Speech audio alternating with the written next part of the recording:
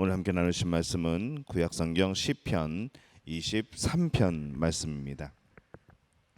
제 성경으로는 818페이지입니다. 시편 23편 말씀.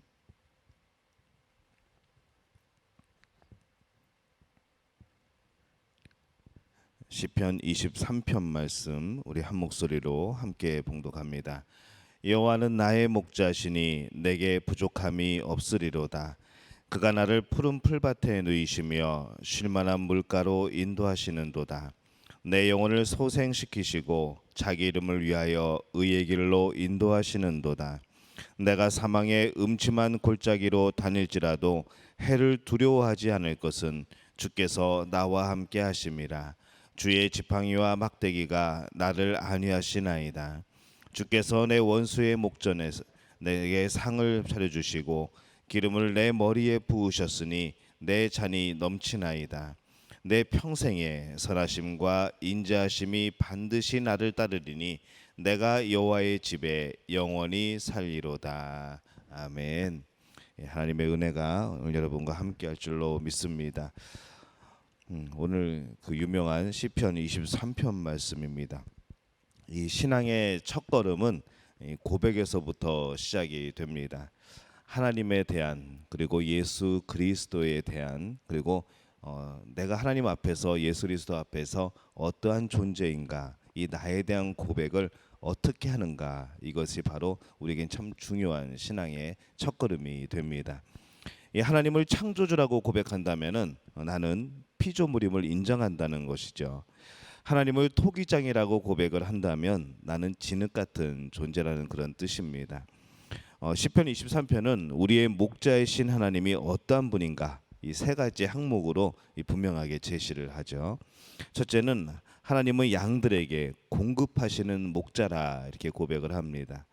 이 하나님은 우리가 소원하는 모든 것을 다 주시지는 않지만은 우리를 위하여 가장 좋은 것을, 하나님 보시기에 가장 좋은 것을 주시는 분입니다. 그래서 다윗이 처음에 이렇게 고백을 하죠. 여호와는 나의 목자시니 내게 부족함이 없으리로다, 이렇게 고백을 합니다. 이 다윗은 하나님을 목자로, 그리고 자신은 양과 같은 존재라고 그렇게 고백을 합니다. 이 양은 어떠한 공격용이나 방어용 무기도 없는 그런 동물입니다. 시력도 좋지 않죠. 그렇기 때문에 이 양에게 있어서 이 목자의 존재는 참으로 절대적인 그런 존재입니다. 오늘날 우리는 참 많은 부족함을 느끼며 살아갑니다. 이런 부족함들을 우리가 채우고 만족을 누리고 싶어서 그렇게 채우며 살아가지만은 이것이 안 채워지죠. 그러다 보니까 늘 힘들고 지치기 마련입니다. 참된 자유, 그리고 만족, 감사와 행복, 이것을 제대로 누리지를 못하고 살아가는 것이죠. 어쩌면 이 세상에서 우리가 요구하는 그런 것들은 아마 채워지지 않는 그런 것일지도 모르겠습니다. 그런데 이 다윗처럼 내가 양과 같은 존재임을 알고 이 하나님을 목자로 고백하는 사람은 이 부족한 것이, 아쉬운 것이 없는 그런 만족을 경험한다고 오늘 고백을 합니다. 내 존재에 비해서 이 하나님이 주신 것들이 너무나 풍성하게 느껴지는 것이죠.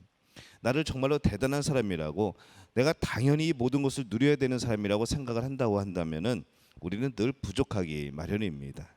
하지만은 내 존재가 어떠한 하나님 앞에서 어떠한 존재인지를 알게 된다면, 우리가 이 하나님 앞에서 얼마나 우리가 이 미천한 존재인지 알게 된다면은 바로 이 하나님이 주신 것들이 보이기 시작하죠. 그리고 지금 내가 누리고 있는 것들이 하나님께서 주신 것이구나라는 그런 고백을 하게 됩니다. 그래서 오히려 이 풍성해지는 삶을 누리게 되는 겁니다. 다윗은 목자이신 하나님이 하나님 자신의 이름을 위해서 모든 것을 책임지고 보호해 주신다고 고백을 합니다.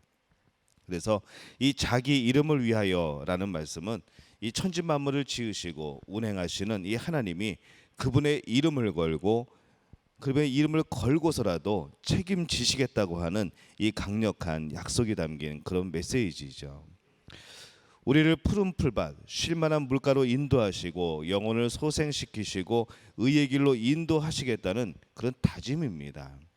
하나님 입장에서, 목자의 입장에서 그 양에게, 우리에게 이렇게 약속을 하신다는 것이 얼마나 큰 복입니까? 목자이신 하나님이 인생에 끼치는 영향력은 절대적입니다. 이런 참된 목자를 만나지 못하면은 어떻게 될까요? 뭐 푸른 풀밭 만나지 못하겠죠. 쉴만한 물가 아마 구경도 못할 겁니다.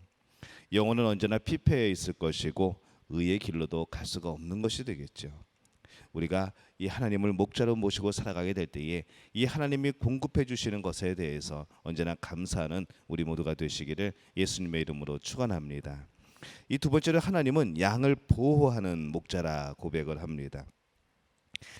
이 요한복음 10장 11절에 보면은 이 악인들은 언제나 그리스도인들을 해하려고 혈안이 되어 있고 그 가운데서 이 선한 목자이신 예수님이 우리를 죄와 악과 원수들로부터 보호하신다 그렇게 고백을 합니다. 이 예수 그리스도께서는 자신의 생명을 버리면서까지도 양들을 사랑하시고 이 보호하신 참된 목자라 그렇게 스스로 말씀을 하시죠. 나는 선한 목자라 이렇게 말씀을 하십니다. 이 목자가 인도하신다고 해서 언제나 우리가 늘 꿈꾸는 것처럼 이 장밋빛 미래 꽃길만을 걷는 그런 삶이 펼쳐지는 것은 아닙니다. 때로는 사망의 음침한 골짜기가 있고 그런 무시무시한 길도 걸어가게 되고 또 원수의 목전 같은 그런 위험한 장소도 때로는 이르게 되는 것이죠. 다윗은 이런 상황과 장소에서 많은 고통을 겪습니다.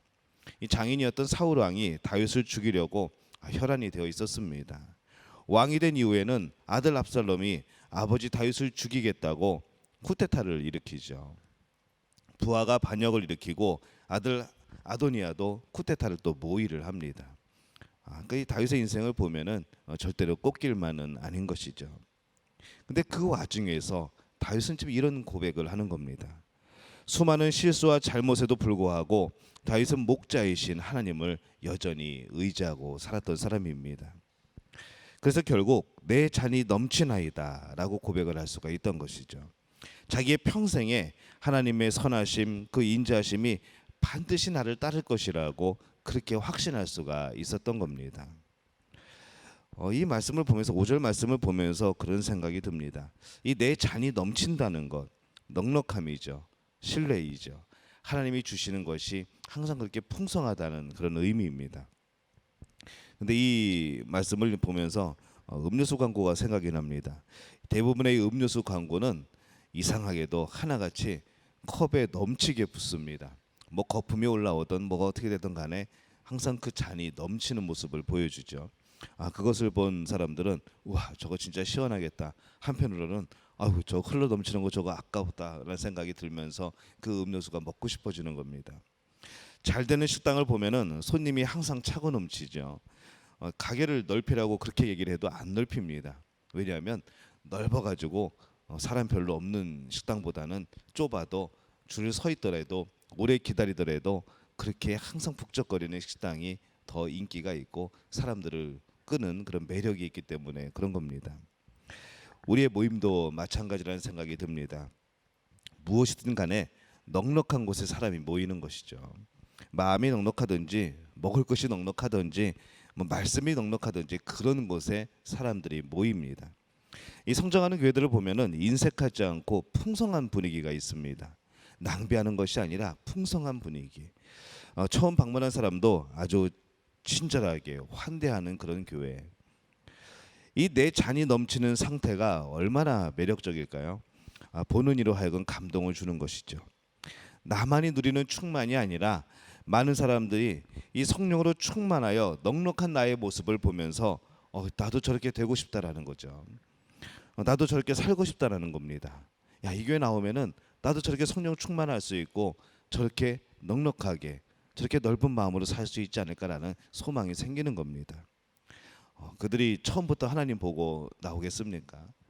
처음부터 예수님이 좋아서 나오겠습니까? 어떤 인도하심이 있었겠죠. 그리고 교회의 첫인상은 바로 만나는 우리 자신입니다. 우리 자신이 그들에게 어떤 모습으로 비춰지는가. 예수님을 믿는다고 하는 저들이 하나님의 자녀라고 하는 저들의 모습은 과연 어떤가라는 것이죠.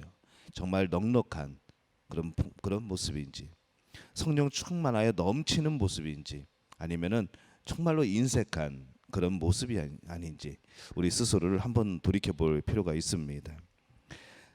정말로 나도 저렇게 되고 싶다. 라고 생각할 수 있는 우리 믿음의 가족들이 되시기를 예수님의 이름으로 축원합니다.